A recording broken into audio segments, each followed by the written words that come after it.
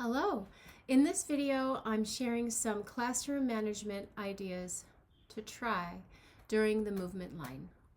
When you are offering the movement line and you're the person responsible for ensuring that the children are all participating and you're also doing the classroom management piece, that's just a lot to hold. And I have found that's really overwhelming. You're not really able to do the line because you keep having to stop to help the children, be with you. So my first suggestion is to have another adult present and participating with you on the line, especially in the beginning of the year. As you establish the routine and the expectations are solidified with your group, that second adult can drop out and go do something else. But in the very beginning of the year, having two adults present really makes all the difference. Start small. You're going to establish just walking on the line. You're going to establish stopping. You're going to establish the spacing. And then little by little, you're going to add onto this line experience for them. But even later in the year, having another adult with you for we're talking the first 2 minutes during that traveling on the line part. If you've got another adult who's able to help with the spacing, who's able to help with the placement of children on the line, who's able to help the children know this is our line time, this is what we're doing, then that frees you, the person leading the line, to just be able to lead it and give 100% to that. So that really makes a difference, is having that second adult. If it's possible for you to adjust things, it's only 2 minutes. And then after you have that established, the other adult can drop out and can be doing other things, keeping an ear, by the time we're standing and moving, sitting down and moving, now we're going, and it goes much better if you've got that initial support. My second tip, be consistent. So what we allow, we promote. So let's think about the Pink Tower presentation. If we are presenting the Pink Tower and the child starts throwing the cubes or, laying on the floor and rolling back and forth, or doing something really, really silly with the cubes, obviously that's not going to be allowed. We're gonna stop that behavior. These cubes are moved carefully and we're going to continue. But we're not going to allow certain tomfoolery to happen, right? It's the same with line. Just because it's line time, just because we're all moving all together, doesn't mean we can be silly. So you want to be really consistent with your expectations. Spacing and participation are the two big, pillars of line where we want to be consistent. So if the children are spaced well, they're not standing too close to each other, they're not bumping into each other. If they're spaced well and they're spaced in terms of the social dynamics well, so they're not right next to that person that they're going to want to talk to the whole time, that makes a big difference.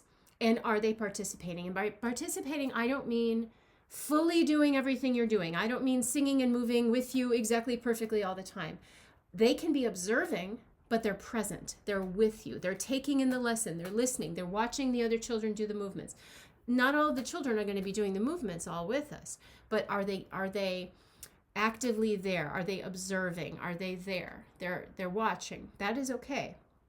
That is different from being silly, doing things that, of course, that are unsafe physically, throwing their body on the ground, or doing something you're not doing on the line, singing another song, whatever choice they're making that is disruptive to the group. So if their spacing is on point and if they're participating well, I feel like we need to keep with those two things, and then the line is going to be okay. So it's been my experience that if these two things are happening, the rest of the line goes well. So if a spacing isn't happening well, we're going to go back. A lesson is repeated until it's learned. So if they're not spacing themselves, well on the line, we have to go back to that lesson. If you can reach your arm out and touch the shoulder of the person in front of you, you're too close. So those kinds of things are really going to help. So we want to establish and keep that spacing every single day. And then after a while, it just becomes commonplace and we know how to do this. And we're fully participating. And if they aren't, we can give them a new spot on the line. We can invite them to stand somewhere else.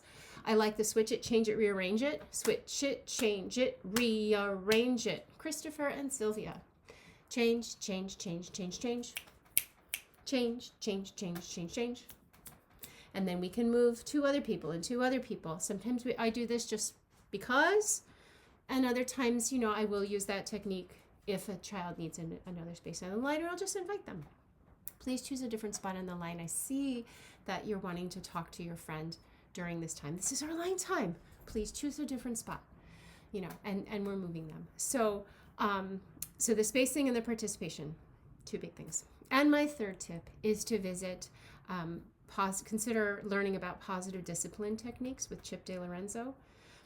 Wonderful, wonderful collection of classroom management techniques that you can try, anywhere from making agreements with a child beforehand on their participation online, coming up with a sign like, okay, if I do this, if I say Sylvia, and I do this, we've had this discussion before line, and that's a sign for Sylvia to go get a drink of water and then to come back and try the line again.